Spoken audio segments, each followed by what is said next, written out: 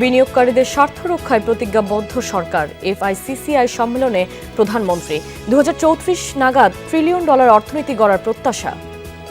Our vision is to build a rules-based, globally connected, private sector-driven economy. Our government is determined to build a $1 trillion economy by 2034. Hormuz প্রণালী বন্ধ থাকায় urea সারের চরম সংকটে পড়তে যাচ্ছে বাংলাদেশ। WFPর রিপোর্ট, সৌদি, কাতার ও আমিরাত থেকেই হয় 80% আমদানি।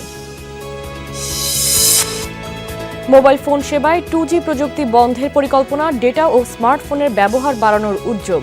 আগ্রাসী পদক্ষেপ বলছেন হ্যান্ডসেট নির্মাতারা।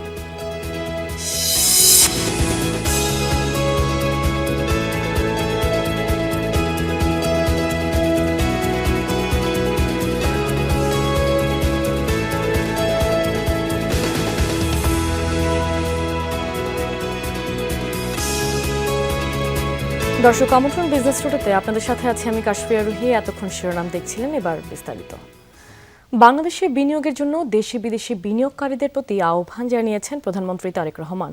প্রতিশ্রুতি দিয়েছেন প্রবৃদ্ধি সহায়ক নীতিমালা ও সরকারের আন্তরিক সহায়তা নিশ্চিতের, সেই সঙ্গে বৈদেশিক বিনিয়োগ বৃদ্ধির জন্য আইনি সুরক্ষা, ব্যবসা বান্ধব কাঠামো, সহজ কর ব্যবস্থা ও শক্তিশালী পুঁজিবাজার নির্মাণে সরকার কাজ শুরু করেছে বলেও জানান তিনি। প্রধানমন্ত্রী বলেন, 2034 সালের মধ্যে $1 ট্রিলিয়ন অর্থনীতির দেশ করতে তার সরকার প্রতিজ্ঞাবদ্ধ। রাজধানীতে বিদেশি বিনিয়োগকারীদের এক সম্মেলনে প্রধানমন্ত্রী তারেক রহমান এসব কথা বলেন। স্বল্পোন্নত দেশের মর্যাদা থেকে উত্তরণের পথে হাঁটছে বাংলাদেশ। সরকারের পক্ষ থেকে জোর দেওয়া হয়েছে বৈদেশিক প্রত্যক্ষ বিনিয়োগে। বিনিয়োগকারীদের নজর সরকারের বিনিয়োগ বান্ধব কর্মকাণ্ড আর আন্তরিকতার দিকে। দুপক্ষের যৌথ আলাপ হল রাজধানীর চীন মৈত্রী সম্মেলন কেন্দ্রে আয়োজিত ফরেন ইনভেস্টর্স চেম্বার অব কমার্সের আন্তর্জাতিক সম্মেলনে। সম্মেলনের মূল পর্বে ছিল ডায়ালগ সেশন, যেখানে প্যানেলিস্ট হিসেবে সরকারের নীতি নির্ধারকরা বাংলাদেশে বিনিয়োগের পরিবেশ নিয়ে নানান প্রশ্নের জবাব দেন। Bangladesh now provides a stable environment, a stable business climate. We are not only developing a law and guideline which is just appropriate for our country. We worked with everybody that it's right for our country, it's right globally. We as a team do believe that business should be done by the business sector. We're here to help and facilitate. So this new law and this new institution allows us to privatize a lot of government's assets. Our only agenda in hand is to convert this territory into a really investable one. প্রধান অতিথির বক্তব্যে প্রধানমন্ত্রী তারেক রহমান বলেন, কেবল রাজনৈতিক আশ্বাসের উপর ভিত্তি করে নয়, বরং ব্যবসায়িক সাফল্যের বড় অংশ নির্ভর করে সরকারের নীতিমালার উপর। The new forward-looking BNP government wants your companies to invest and expand in Bangladesh. When you invest in Bangladesh, our government will invest in you through our time, support and policies. This is a commitment we'll try our best to keep, inshallah. কিছু challenge থাকলেও বিশাল অভ্যন্তরীণ বাজার, পরিশ্রমী মানব সম্পদ, কৌশলগত ভৌগোলিক অবস্থান ও নিরঙ্কুশ জনসমর্থনে নির্বাচিত সরকার দেশকে টেকসই ও স্থায়ী সমৃদ্ধির দিকে এগিয়ে নিচ্ছে বলেও জানান প্রধানমন্ত্রী। আশ্বস্ত করে বলেন, বিনিয়োগকারীদের জন্য ইতিমধ্যেই আইনি সুরক্ষা জোরদারের পাশাপাশি প্রশাসনিক প্রক্রিয়া সহজ ও ডিজিটালাইজড করেছে সরকার। Our vision is to build a rules-based, globally connected, private sector-driven economy. Our government has completed 5 months in office, but our policy preparation began long before the election.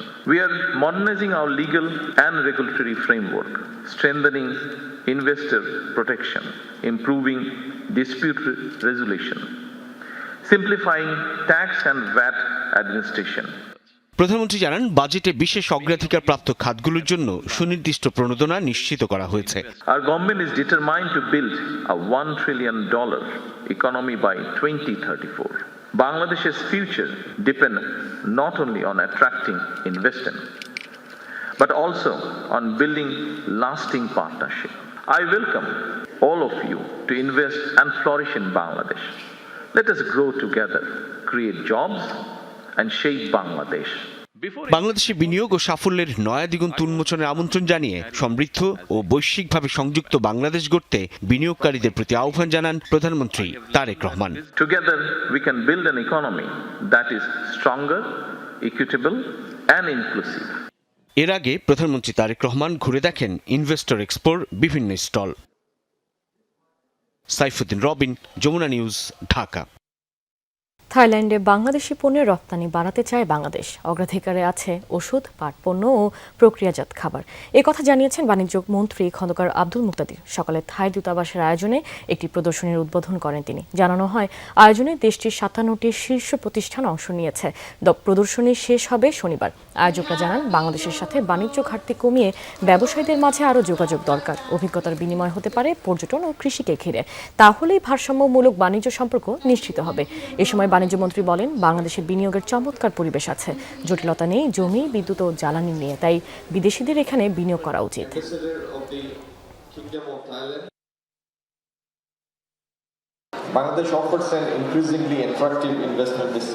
বাংলাদেশে এখন বিনিয়োগের চমৎকার সুযোগ রয়েছে। আমি মনে করি থাইল্যান্ডের বিনিয়োগকারীরা সেই সুযোগটি নিতে পারেন। এর পাশাপাশি দেশটিতে আমরা ওষুধ, পাটজাত পণ্য এবং প্রক্রিয়াজাত খাবারের মতো অনেক পণ্য রপ্তানি করতে পারি। আমি আশা করি দুই দেশের ব্যবসায়ীরা যদি একসাথে বসেন, তাহলে বাণিজ্য ঘাটতি অনেকাংশে দূর করা সম্ভব।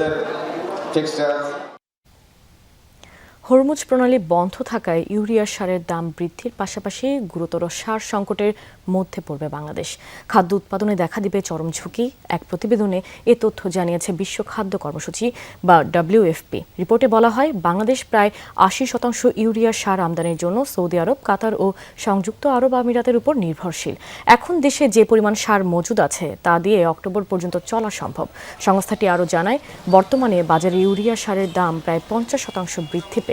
পাশাপাশি গ্যাসের ঘাটতির কারণে বাংলাদেশের 5টি রাষ্ট্রীয় মালিকানাধীন ইউরিয়া সার কারখানার মধ্যে উৎপাদন বন্ধ করতে বাধ্য হয়েছে 3টি। WFP বলছে, এই চলমান সংকটের কারণে আনুমানিক 1,81,00,000 মানুষ তীব্র খাদ্য সংকটের শিকার হতে পারে। মোবাইল ফোন সেবায় এবার 2G বন্ধের পরিকল্পনা করা হচ্ছে।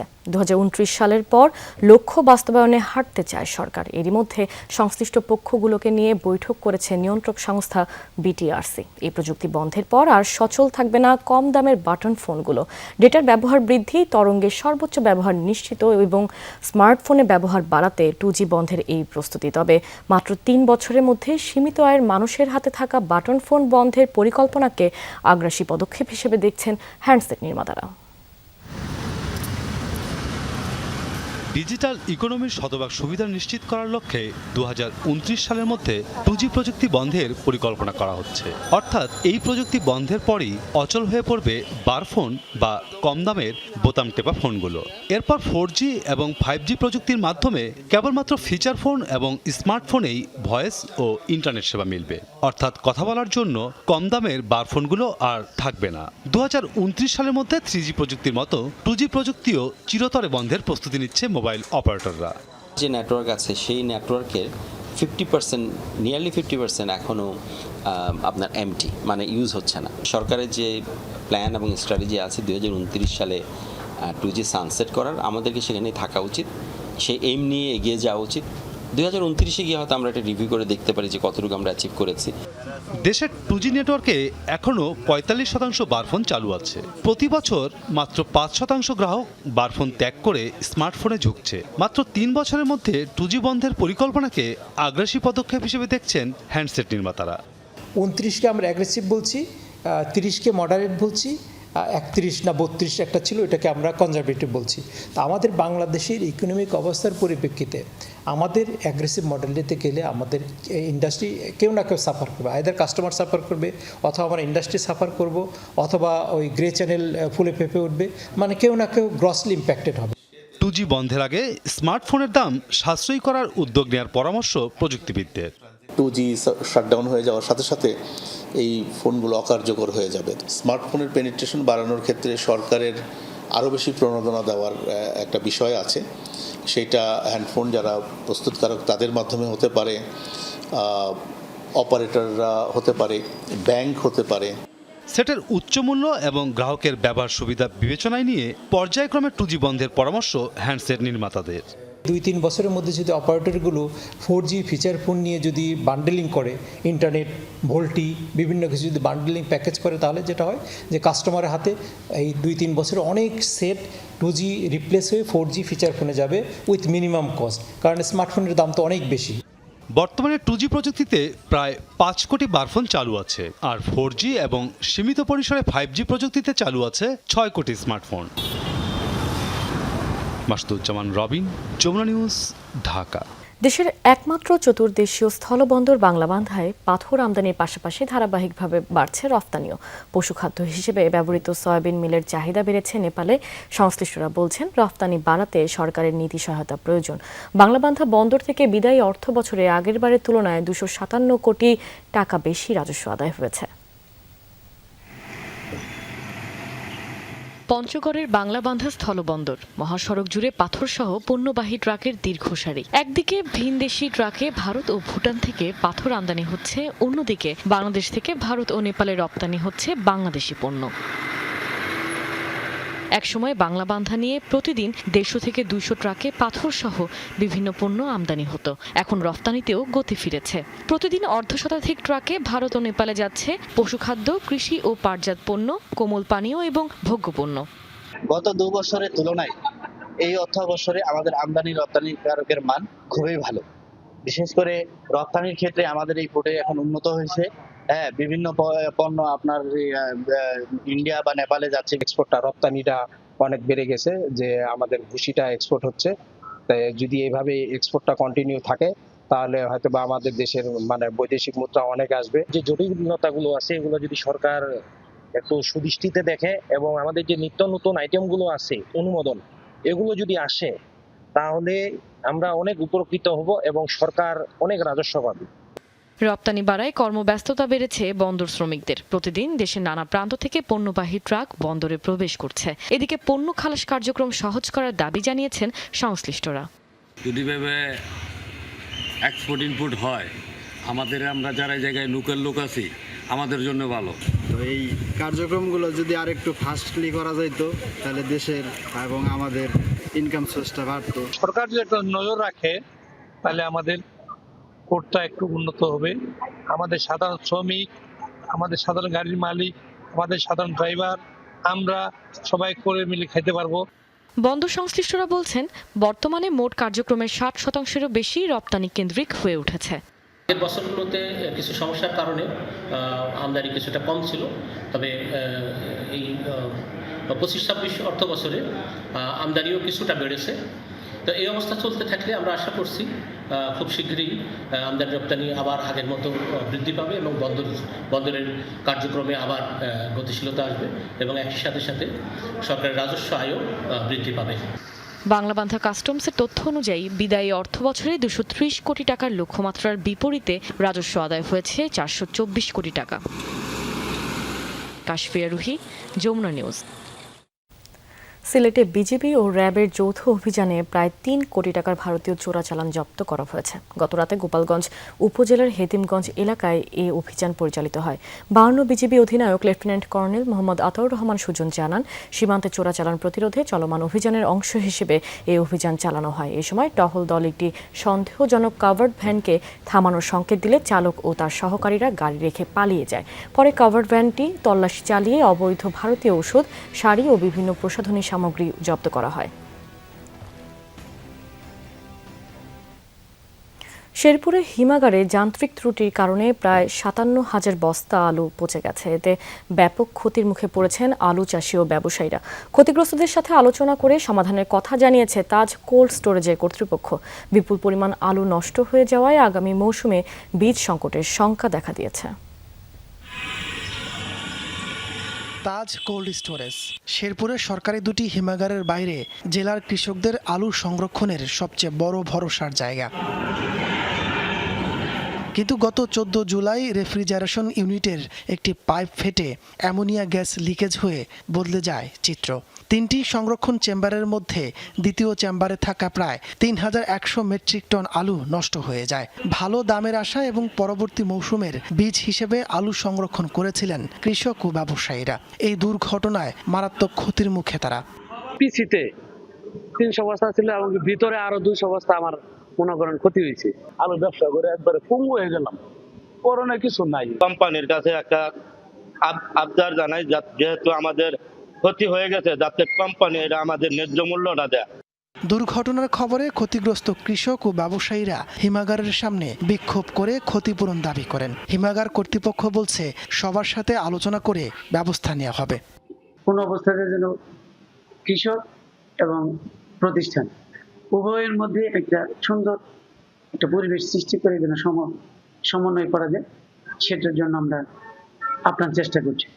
কৃষকদের ক্ষতিপূরণ পাইয়ে দিতে সহযোগিতা করার কথা জানিয়েছে জেলা কৃষি কর্মকর্তা। এই দুর্ঘটনার কারণে আগামী মৌসুমে বীজ আলুর সংকট দেখা দিতে পারে এমন শঙ্কাও কৃষি বিভাগের। বীজ আলু ক্ষতিগ্রস্ত হয় তাহলে সেক্ষেত্রে আমাদের পরবর্তী আলু মৌসুমে বীজ আলুর দাম বেড়ে যাওয়ার সম্ভাবনা আছে। ক্ষতিপূরণ পায় সেই বিষয়ে আমরা জেলা প্রশাসনের সাথে যৌথভাবে আমরা আমাদের অধিদপ্তরের মাধ্যমে আমরা আমাদের যে কার্যক্রম আছে সেটা চালিয়ে যাব। চলতি মৌসুমে শেরপুরে 5045 হেক্টর জমিতে 1,09,000 মেট্রিক টন আলু উৎপাদিত হয়। তাপস সরকার, যমুনা নিউজ। দর্শক, এবার জানাবো পুঁজিবাজারের লেনদেনের খবর। ডিএসইতে প্রধান সূচক 66 পয়েন্ট কমে দাঁড়িয়েছে 5804 পয়েন্টে। অন্যদিকে ডিএসইএসএ 16 পয়েন্ট কমে 1183 পয়েন্টে দাঁড়িয়েছে। ডিএসই 30 সূচক 23 পয়েন্ট কমে দাঁড়িয়েছে 2192 পয়েন্টে। আজ হাত বদল হয়েছে 938 কোটি 88 লাখ টাকার শেয়ার। গতকাল লেনদেন হয়েছিল 1211 কোটি 13 লাখ টাকার শেয়ার। দাম বেড়েছে 59টি প্রতিষ্ঠানের, কমেছে 310টির। অপরিবর্তিত ছিল 20টি প্রতিষ্ঠানের শেয়ারের দর। লেনদেনের ভিত্তিতে শীর্ষে রয়েছে শার্প ইন্ডাস্ট্রিজ। প্রতিষ্ঠানটির মোট 34 কোটি 62 লাখ টাকার শেয়ার লেনদেন হয়েছে। এরপরের অবস্থানে আছে সিটি ব্যাংক ও এমএল ডাইং লিমিটেড। চলে যাচ্ছে চট্টগ্রাম স্টক এক্সচেঞ্জের খবরে। সেখানে প্রধান সূচক সিএসপিআই প্রায় 158 পয়েন্ট কমে দাঁড়িয়েছে 15,620 পয়েন্টে। সিএসসিএক্স সূচক কমেছে 97 পয়েন্ট এবং সিএসই 30 সূচক কমেছে 142 পয়েন্টে। লেনদেন হয়েছে 20 কোটি 13 লাখ টাকার শেয়ার। গতকাল লেনদেন হয়েছিল 16 কোটি 86 লাখ টাকার শেয়ার। সিএসইতে লেনদেন হওয়া 262টি প্রতিষ্ঠানের মধ্যে দর বেড়েছে 54টির, কমেছে 186টির। আর অপরিবর্তিত ছিল 22টি প্রতিষ্ঠানের শেয়ারের দর। দর্শক, এই ছিল আমার কাছে পুঁজিবাজারের সর্বশেষ আপডেট। চলে যাচ্ছি পরবর্তী সংবাদে। মধ্যপ্রাচ্যের সংঘাতের জেরে বিশ্ববাজারে আবারও বেড়েছে অপরিশোধিত জ্বালানি তেলের দাম। ব্যারেল প্রতি দাঁড়িয়েছে $96। গেল 6 সপ্তাহে যা সর্বোচ্চ। বৃহস্পতিবার সকালে কার্যকর হয়েছে এই দর। ডব্লিউটিআই সূচকে ব্যারেল প্রতি তেলের দাম বেড়ে দাঁড়িয়েছে $88। ব্র্যান্ড ক্রুডের দাম $1.93 এবং ডব্লিউটিআই ক্রুডের দাম বেড়েছে $1.41। ব্র্যান্ডের দাম 8 জুনের পর উঠেছে সর্বোচ্চ পর্যায়ে। এরই মাঝে লোহিত সাগরে তেলবাহী ট্যাঙ্কারে নতুন হামলার ঘটনায় বৈশ্বিক জ্বালানি সরবরাহ ব্যাহত হওয়ার আশঙ্কা আরও জোরালো হয়েছে। যুক্তরাষ্ট্র ইরান যুদ্ধবিরতি ভেস্তে যাওয়ার পর তেলের দাম এখনও $100 নিচেই আছে। এর আগে দুই দেশের যুদ্ধের কারণে তেলের দাম উঠেছিল সর্বোচ্চ $126। নিরাপত্তা উদ্বেগে হরমুজের পর অচলাবস্থার মুখে আরেক গুরুত্বপূর্ণ নৌপথ বাব এল মানদেব প্রণালী। পণ্যবাহী জাহাজে হুতিদের হামলা আর হুমকির জেরে নৌ চলাচল উল্লেখযোগ্যভাবে কমে গেছে লোহিত সাগরে। এমন পরিস্থিতি শুধু মধ্যপ্রাচ্যে নয়, বৈশ্বিক জ্বালানি নিরাপত্তার জন্য নতুন অনিশ্চয়তার বার্তা হিসেবে দেখছেন বিশ্লেষকরা। মধ্যপ্রাচ্যের সংঘাতে হরমুজ প্রণালীর পর এবার উত্তেজনার কেন্দ্র বাব আল মানদেব। নতুন করে শঙ্কায় পড়েছে বৈশ্বিক জ্বালানি সরবরাহ ও আন্তর্জাতিক বাণিজ্য। জাহাজ চলাচল পর্যবেক্ষণকারী প্রতিষ্ঠান কেপলারের তথ্য অনুযায়ী নিরাপত্তা উদ্বেগের কারণে একদিনের ব্যবধানে হরমুজ প্রণালীতে জাহাজ চলাচলের 31% কমে নেমে এসেছে মাত্র 9টিতে। একই সময়ে বাব আল মানদেব প্রণালীতে 34% কমে পারাপার করেছে মাত্র 29টি জাহাজ। নিরাপত্তা ঝুঁকিতে এডেন উপসাগরের কাছাকাছি মাঝপথ থেকেই ফিরে গেছে অন্তত 4টি জাহাজ। এর আগে সোমবার সৌদি সংশ্লিষ্ট জাহাজের ওপর সামুদ্রিক অবরোধ ঘোষণা করে ইয়েমেনের হুতিরা। এর পরপরই লোহিত সাগরে হামলার শিকার হয় সৌদি তেলবাহী দুটি ট্যাঙ্কার। এদিকে ইরানের তৎপরতায় দীর্ঘদিন ধরেই প্রায় বন্ধ হরমুজ প্রণালী। এরই মধ্যে বাব আল মানদেব ঘিরে হুতিদের হামলা ও হুমকির জেরে অচল অবস্থার মুখে লোহিত সাগরও। দুই গুরুত্বপূর্ণ নৌপথে অনিশ্চয়তায় বাণিজ্যিক জাহাজগুলো রুট বদলাতে বাধ্য হলে বাড়বে পরিবহন ব্যয়। এমন পরিস্থিতিতে নতুন করে চাপের মুখে বৈশ্বিক জ্বালানি সরবরাহ ব্যবস্থা। অস্মিতা বিশ্বাস, যমুনা নিউজ। দর্শক, এই ছিল বিজনেস টুডের এখনকার আয়োজনে। এতক্ষণ সাথে থাকার জন্য ধন্যবাদ সবাইকে।